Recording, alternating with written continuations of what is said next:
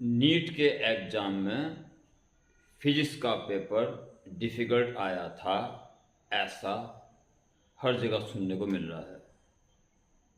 किसी किसी के लिए वो डिफ़िकल्ट होता है, किसी के लिए नहीं होता। पर एक परम सच्चाई मैं ये ज़रूर कहूँगा कि 10th क्लास को जैसे उसका लास्ट एग्ज़ाम बोर्ड का हम दे देते हैं, उसके बाद का जो माहौल होता है वो बहुत कीमती होता है।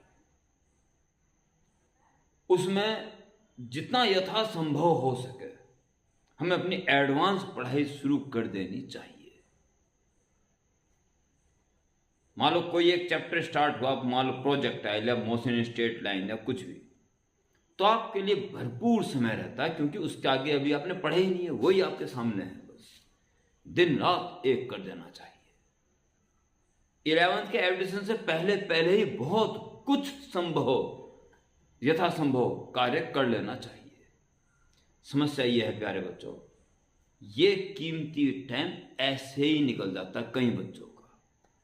कुछ विवश होते हैं, कुछ लापरवाही से भी कह सकते हैं, ऐसे निकल जाता है। बस 1 महीना 2 महीने जिसमें पता नहीं क्या क्या प्राप्त कर सकते थे, वो बस स्ट्रीम क्या लेनी है ये सोचने में, या घूमने फिरने में, या हिल स्टेशन चले जाने में, और 11th के एडिशन तक कुछ भी नहीं किया, ये बहुत बड़ा नुकसान हो जाता है।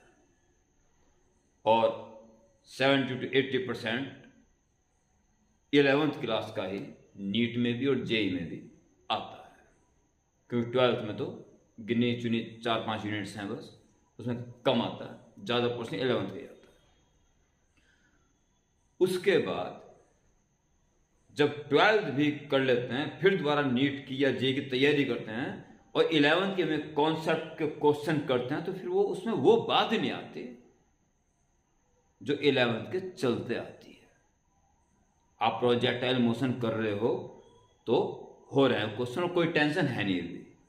पर जब ड्रॉपर की तरह 12th को पास करने के बाद जब आप तैयारी करते हैं, तो आपके पास पूरी 11th पूरी 12th का सिलेबस होता है।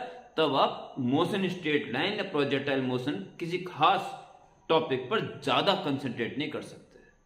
करोगे तो ज़्यादा समय तक नहीं कर सकते, क्योंकि बहुत सारा सिलेबस बचा हुआ है। यहाँ थोड़ा ध्यान दें। और जो बच्चे 10th से 11th में आए हैं, उनके लिए तो ये शॉर्ट्स एक वरदान